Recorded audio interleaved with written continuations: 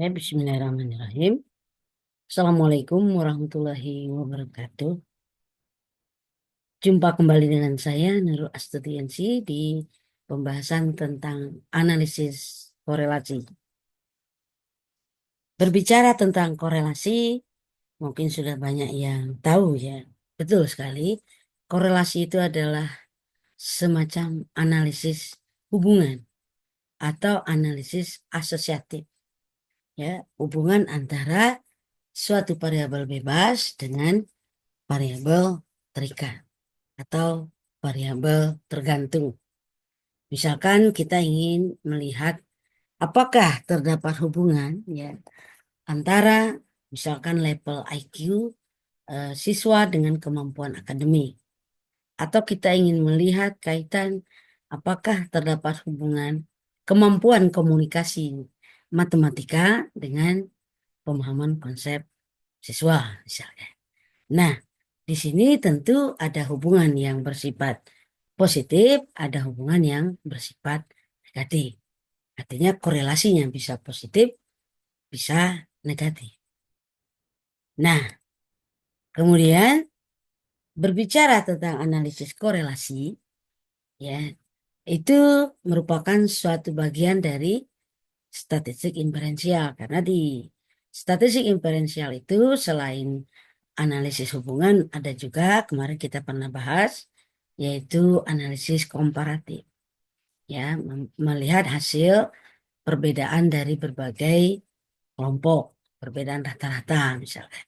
Seperti di ANOVA, ya, Spicer atau UGT dan lain-lain. Nah, di sini kita ingin melihat seberapa erat hubungan antara variabel bebas dengan variabel terikat. Jadi di sini sebenarnya bisa hubungan secara kausal maupun timbal balik. Nah, selanjutnya kalau terdapat hubungan, maka kita bisa melihat bahwa variabel yang berhubungan tadi mengakibatkan perubahan pada variabel yang lain. Misalkan variabel X mempengaruhi variabel Y, atau variabel X berkaitan berkorelasi dengan variabel Y. Sehingga apabila X-nya meningkat, tentu Y akan meningkat karena dia saling berkorelasi. Sebaliknya, apabila X-nya menurun, maka Y-nya juga menurun. Ini kalau dia korelasinya positif. Kalau negatif, kebalikannya. Apabila X meningkat, justru Y-nya menurun. Jadi hubungannya tidak searah. Ya, jadi misalkan ya, X menurun, sehingga Y menurun. Ini disebut hubungan searah. Tapi kalau dia hubungan korelasinya negatif, maka dia tidak searah. Jika X naik, maka Y menurun. Atau jika X menurun, maka Y naik. Nah, dari analisis tersebut, kita akan tahu apakah dia signifikan atau tidak. Mungkin saja hanya kebetulan, atau memang ada hubungan yang sebenarnya. Nah, di dalam analisis korelasi itu ada korelasi sederhana, kita sebut dengan bivariat, ada korelasi ganda, berarti lebih dari satu nih variabel bebasnya. Dan ada juga korelasi parsial atau pengaruh parsial.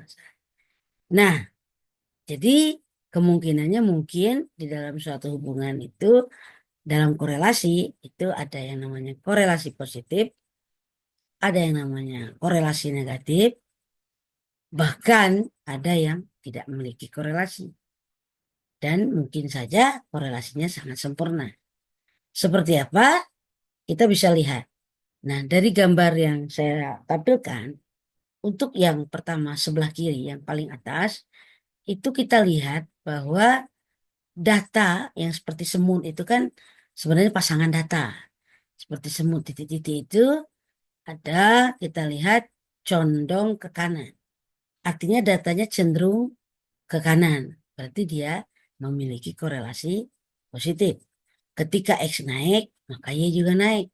Ketika X-nya menurun, maka Y-nya juga menurun. Berbeda dengan yang sebelah kanan yang paling atas, itu R-nya negatif. Kenapa? Ketika X-nya naik, Misalkan X-nya semakin ke kanan, gini ya, semakin ke kanan. Nah, Y-nya malah turun. Artinya dia tetap ada korelasinya tinggi, tetapi dia tidak searah. Kalau yang pertama searah. Nah, kemudian yang bawah paling kiri, yang bawah paling kiri, itu kalau kita membuat pendekatan garis, maka tidak terlalu tepat ya, karena dia polanya tidak linear. Polanya ini kalau dilihat kayak bola, titik-titiknya ini kayak pola. Kalau yang kayak bola ya, kalau yang tadi kan dia cenderung ke kanan, karena dia menyebar di sekitar garis. Nah, kemudian yang paling kanan bawah ini biasanya tidak ada korelasi. Kenapa? Ketika kita buat pendekatan garisnya, korelasinya ini, maka dia akan tidak berpola. Ya.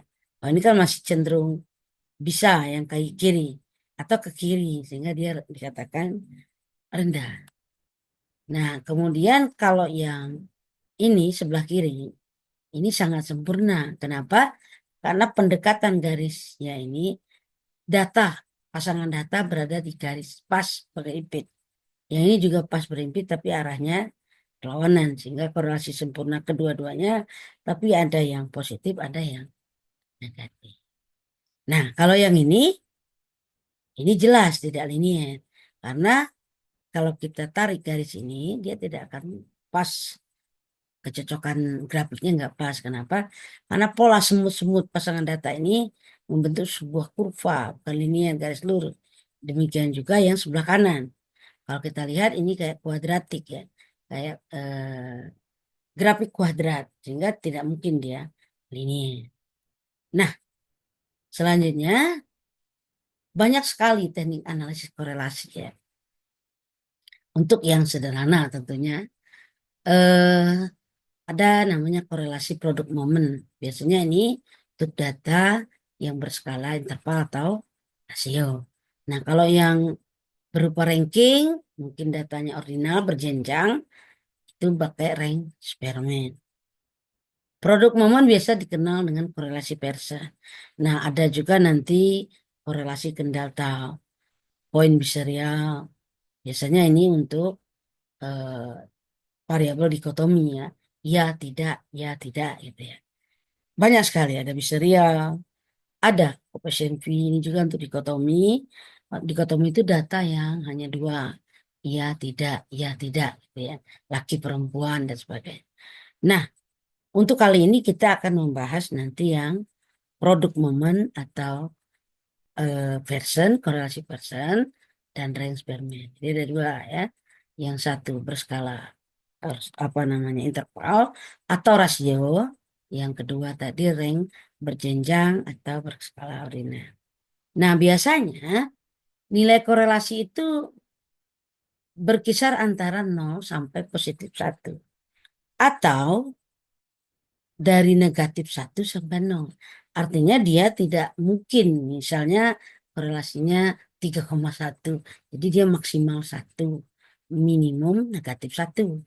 Sebenarnya minimum di situ karena dia korelasinya negatif. Sebenarnya ya 0 sampai 1 atau -1 sampai 0. Kalau dia 0 maka disebut hubungan tidak sempurna. Kalau dia 1 sangat sempurna, yaitu hubungan korelasi positif. Kalau -1 sempurna juga, tapi hubungan eh, negatif, hubungannya tidak searah. Sekarang kita akan membahas bagaimana dengan korelasi produk momen atau biasa disebut dengan Pearson. Ya. Nah, seperti dijelaskan tadi bahwa korelasi ini itu ada ketika kita melihat hubungan dua variabel yang berskala interval atau rasio. Masih ingat berskala interval atau rasio? Iya, benar. Seperti hasil belajar, pemahaman konsep. Kalau data ranking itu ya data penilaian juri, ya itu ranking ya kan. Masih ingat, kalau lupa mungkin dipelajari lagi, ingat kembali materi yang beberapa minggu yang lalu kita bahas. Nah, namun di dalam korelasi momen, produk momen maksud saya, itu jelas dia harus bersifat random sampelnya. Kemudian dia harus memenuhi syarat seperti asumsi distribusinya harus normal. Nah, ini tidak kalah penting. hubungannya harus cenderung linier. Dari mana kita bisa menduga? Mungkin buat plot dulu. Kalau ada data, jangan langsung masukkan rumus ngitung, itu kebiasaan. Yang bagus itu adalah kita lihat pola. Kalau polanya seperti gambar yang saya tampilkan tadi, misalnya tidak linier, dia polanya kuadrat atau kubik atau yang non linier lah pokoknya. Nggak boleh langsung kita masukkan. Kenapa? Karena pendekatannya berbeda. Jadi kalau non-linear berbeda, kalau linear berbeda. Tapi untuk kali ini kita bahas yang untuk korelasi linear ya.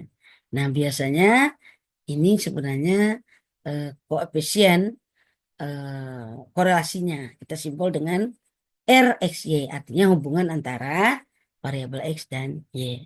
Nah nanti kita perlu menghitung sigma XY. Jadi ketika data dikalikan, lalu dijumlahkan. Lalu jumlah X sampai Y. Jadi ingat saja yang kita perlukan ini nanti bisa kita buat dalam bentuk tabel bantu. Atau yang sudah biasa Excel boleh ya, menggunakan Excel.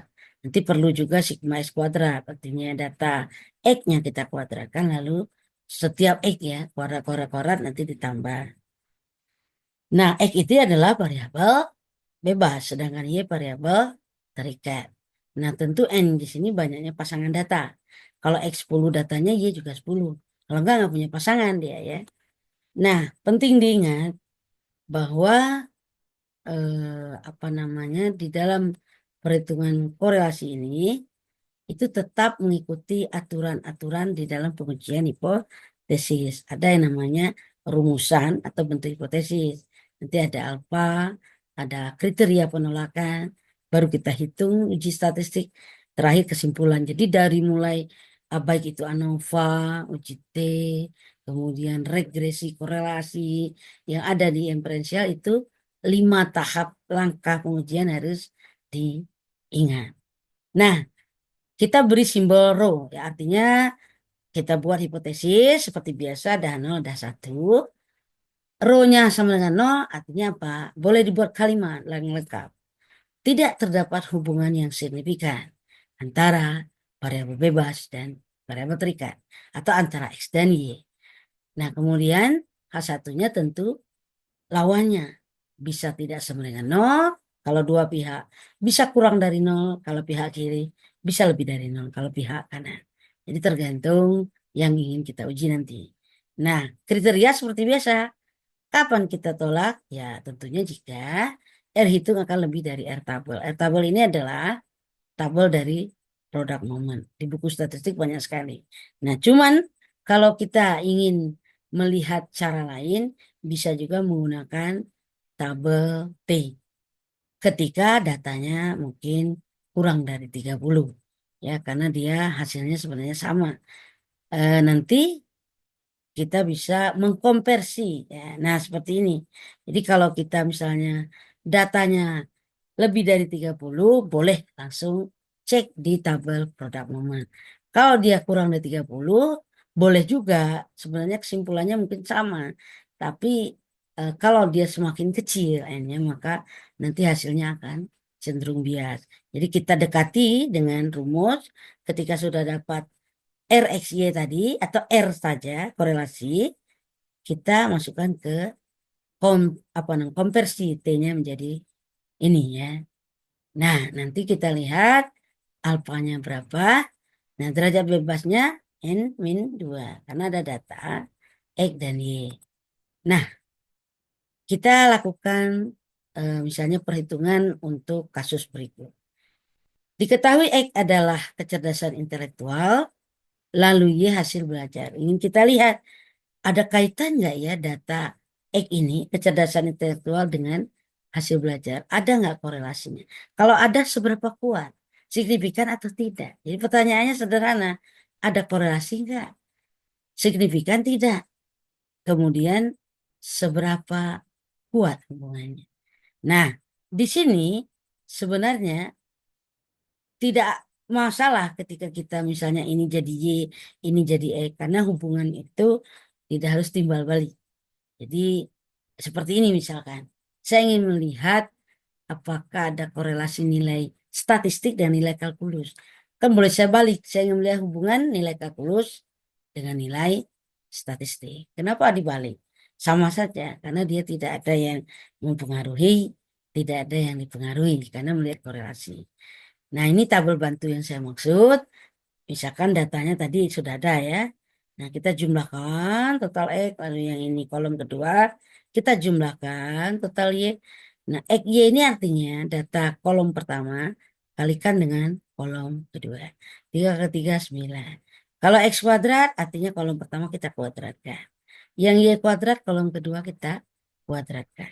Nanti total-totalnya ini masukkan ke formula yang tadi. Nah, seperti ini. Nah, jadi korelasinya sebesar 0,4. 0,4 ini cukup lah ya. Kalau dia 0 kan benar-benar tidak ada korelasi. Tapi kita mau tahu seberapa hubungan ini. Signifikan tidak. Nah, kita coba masuk ke transformasi nilai R tadi ke T tadi ya. Rumusnya R kali akar N kurang 2. N itu data tadi pasangannya. Pasangan X, Y ada 15. Nanti tinggal dimasukkan dapatlah 1,8. Nah, secara tabel, T tabelnya, T student, kita ambil alfanya 5%, derajat bebasnya 15 kurang 2 karena N-2. Kenapa selama ini kita N-1? Ya karena ini kan ada dua kolom ya, dua data. 15 kurang 2. Nah, diperoleh 1,7. Boleh dicek nanti. Ternyata nilai 1,8 ini lebih dari 1,7. Seperti kriteria sebelumnya, maka tentu H0 kita tolak. Apa itu H0 tadi? Masih ingat? Iya benar, H0 kan rho-nya 0. Jadi kita tolak. Berarti kita terima H1, yaitu rho tidak sama dengan 0. Artinya kalau rho tidak sama dengan 0 berarti terdapat hubungan yang signifikan. Atau secara lengkap kita tulis terdapat korelasi positif. Kenapa positif? Karena R-nya positif ya. Kalau R-nya negatif berarti korelasi negatif. Sehingga kesimpulan adalah terdapat korelasi positif dan signifikan antara kecerdasan intelektual dan hasil belajar, di mana derajat kekuatan hubungan korelasi tersebut berada pada kriteria cukup, yaitu 0,45. Nah, jadi itu sekedar untuk memperkuat pemahaman tentang eh, korelasi linier sederhana untuk dengan menggunakan persen atau korelasi eh, apa sih namanya itu produk momen. Nah, kali ini kita akan masuk ke korelasi range Spearman. Korelasi range Spearman ini untuk menganalisis data kalau dia ordinal atau berjenjang. Biasanya sih ini data kayak penilaian juri, itu kan berjenjang ranking 1, ranking 2 dan seterusnya. Kalau dia tidak berjenjang gimana? Boleh saja di ini diubah dulu ya. Jadi buat ranking dulu supaya berjenjang. Bisa pakai rumus ini. Sama saja dengan R, cuma saya buat di sini rho. Jadi rho X-nya 1 min 6 sigma D kuadrat per N dalam kurang kuadrat min 1. Apa itu N? Banyak pasangan data. Rho X ini korelasi ranknya atau spermanya. Kemudian sigma D kuadrat. Jadi cari dulu D. D itu selisih antara ranking kelompok pertama dengan ranking kelompok kedua. Kalau datanya belum ranking, rankingkan dulu. Setelah diselisihkan, dikuadratkan, lalu dijumlahkan. Seperti kita lihat nanti, nah ini ya, D itu selisih data pertama kurang 2. Datanya harus dalam bentuk ranking.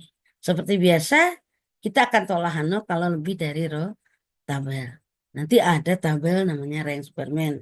Row-nya untuk alfa sekian-sekian, derajat bebasnya bukan N-2. Karena kalau yang T kan N-2, ini DP-nya N ya. Nah, seperti ini kira-kira. Kalau kita lihat yang namanya penilaian juri, itu bisa berbeda antar juri. Sehingga kita ingin melihat kesesuaian. Sama nggak sih penilaian juri A dengan juri B? Ada nggak korelasinya? Kalau dia korelasinya sangat kecil atau boleh dibilang tidak berkorelasi, berarti penilaian juri A sama B ini tidak sah. Sehingga harus cari juri lain atau juri ketiga. Sehingga perlu kita lakukan korelasi. Ini artinya ada event mungkin 10 kali penilaian ya. Di mana juri A memberikan ranking 3, ini ranking 4. Mungkin ada yang bingung, kok ada ranking 5,5? Biasanya kalau datanya berulang, maka kita mengambil rata-rata. Misalnya ya, misalnya saya punya data, katakanlah skornya ya 40 ya. 40-40. Secara logika kan masa ranking 1, ranking 2, ranking 3. Padahal skornya sama. Nah, oleh karena itu kita ambil rata-rata. Saya punya tadi berapa? 40, 40, 40. Nah, sekarang anggap saja kita tulis ranking 1, ranking 2, ranking 3. Nah, tapi kita ambil rata-ratanya. Jadi 1 tambah 2 tambah 3. Berapa itu? 6 ya. Kita bagi 3. 6 bagi 3, 2. Sehingga ranking ketiganya tadi itu bukan ranking 1, 2, 3. Tapi ranking 2, ranking 2, ranking 2. Contoh lagi, misalkan saya punya data dua kalinya, 60 dan 60. Kan datanya sama. Nggak mungkin kita buat ranking 1, 2. Jadi kita ambil rata-rata ranking 1 ditambah 2, kan 3 bagi 2, 1,5. Sehingga kedua data tadi rankingnya adalah 1,5. Seperti ini. Ini sudah ditransformasi. Kalau data asli kan bisa kita tentukan sendiri. Nah, kita hitung ya. Sigma D-nya itu berarti datanya kita kurangkan. Seperti ini. 3 kurang 4, kan negatif 1 kita kuadratkan. 2 kurang 1,5, 0,5 kita kuadratkan. Terus saja nanti baru dijumlahkan. Dapatlah totalnya kan 8. Ya, ini D kuadratnya itu 8. Sehingga 6 kali 8, 48 dibagi 10 kali 99. Nanti silakan hitung, dapatlah, wah cukup besar. Artinya korelasi penilaian kedua juri itu cukup signifikan ya, artinya cukup kuat. Berarti sudah bisa dikatakan sah. Nah, seperti biasa kita buat nih ya, seperti tadi, seperti kasus yang person atau yang product moment, kita buat rho sama dengan 0, rho tidak sama dengan 0. Kalau lengkapnya, yang pertama tidak ada korelasi penilaian juri A dan B, lalu yang kedua terdapat korelasi penilaian juri A dan B. Nah, karena rho-nya 0 berarti terdapat hubungan positif antara penilaian juri dan A dan juri B. Ini termasuk cukup tinggi ya. Kekuatannya cukup tinggi. Nah, mungkin ada yang bisa kita teruskan di sini. Apakah hubungan tersebut signifikan? Nah, kita bisa seperti tadi masukkan ke konversi T. Boleh. T namanya. Setelah dikonversi, nanti silakan hitung sendiri ya. Kan rumusnya R akar N min 2. Pasangannya kan ada 10. Datanya N-nya 10. Ternyata dapat 8,7. Cek tabel. Berapa nilai T tabel untuk alfa 5%, derajat bebas itu sama dengan N-2 kalau GT ya. Jadi 10 min 2. 10 min 2, 8. Dapatlah nanti dicek 2,3. Ternyata nilai 8 ini lebih gede dari 2. Artinya bahwa H0 kita tolak. Kita terima H1. Ya kan namanya H0 ditolak. Itu H1 yang kita terima. Ya, kesimpulannya apa? Iya, benar ya. Jadi kalau kita terima satu berarti terdapat hubungan yang signifikan berdasarkan data sampel bahwa benar kesesuaian penilaian juri A dan B. Ada kesesuaian. Jadi berdasarkan tingkat keyakinan 95% terbukti bahwa kedua juri memberikan penilaian yang sesuai. Nah, ini banyak sekali manfaatnya. Biasanya bisa menguji kesesuaian penilaian juri tentang angket misalnya. Jadi boleh menggunakan ini ya. Karena datanya kan dia dalam bentuk ordinal ya. Oke, mungkin itu penjelasan saya hari ini. Sampai ketemu di materi berikutnya. Salam sehat. Assalamualaikum warahmatullahi wabarakatuh.